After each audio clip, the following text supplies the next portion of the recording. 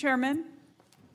Let's see, Mr. Clement, I'd like to know a little more about the work you were doing for the people in Alaska and what the importance of that work was, if you could explain that. Thanks for the question. It has become very clear that with the loss of the sea ice in the Arctic, what they call the ice fence, and the melting of the permafrost, the coastal villages in Alaska are melting away and right now vulnerable. They're probably one big storm away from being wiped right off the map. And these were villages that were located on frozen ground, protected by sea ice much of the fall and winter.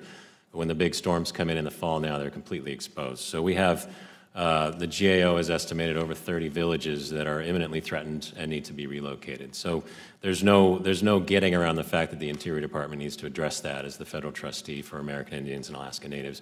I was playing the role of coordinator here in Washington, D.C., working with an interagency group. We finally got all 20-some-odd agencies that are engaged in the Arctic to work together and to meet monthly and start coming up with a list of grant opportunities and the ways that we might be able to get people out of harm's way, what you can do in the executive branch to address immediate issues of concern and build momentum. We identified the federal agency in Alaska that would be the point for that, which is the Denali Commission, and had work underway at that time.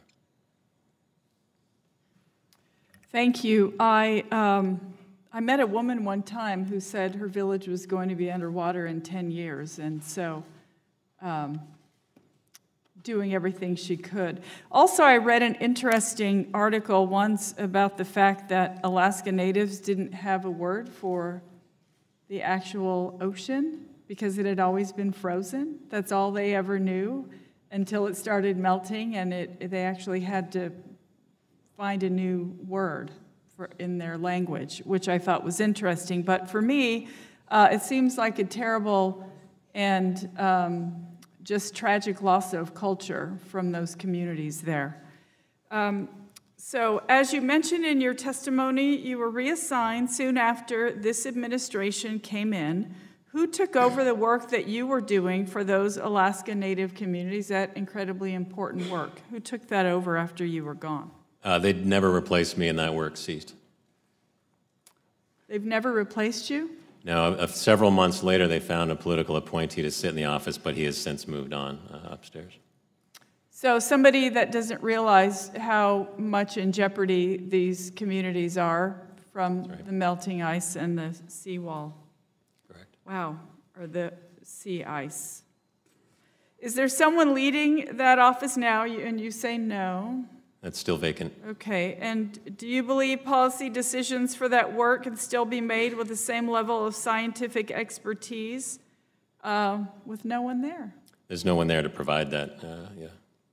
Okay, so in your opinion, what will be the impact of that office no longer having anyone there, much less any scientific leadership that is sounds badly needed for those people, those Americans living in Alaska? Is there work that was underway that is no longer being continued, much, I guess, the same way we were just talking about research that stops in the middle of it? That's right, yeah, the organizing that was taking place has ceased. Now there's work happening in the state, but they're getting no traction or budgetary support from Washington, D.C., which, as a lot of bureaucrats know, is kind of the kiss of death for the work that you're doing. But of course, agency staff in the state of Alaska are still trying to do everything they can, in some cases volunteering to step up and try and help these folks, but they're getting no support from Washington. Mm. When you were reassigned, you were transferred to the Office of Natural Resources Revenue, which is something you're not. That's not your wheelhouse at all. Why do you believe this reassignment was done out of retaliation and wasn't simply a policy decision by leadership? I don't see any chance that that was a policy decision. I think it was purely punitive and retaliatory for two reasons. One, of course, to take the climate advisor and put him in the office that collects royalty checks is clearly an indication they wanted me to quit. But also, the very next week, Secretary Zinke came to the Hill and testified during a budget hearing that indeed he did want to use reassignments to trim the workforce at DOI by 4,000 people. I don't think he realized that reassignments don't trim the workforce unless you're getting people to quit, and that's unlawful. So I just have a few seconds. Why do you believe your reassignment was a violation of scientific integrity? To purge the language of climate change from the agency entirely is a direct assault on the science that we all know is very prominent and very clear on the risk to the mission of the agency that we need to act now and to get people out of harm's way in this case.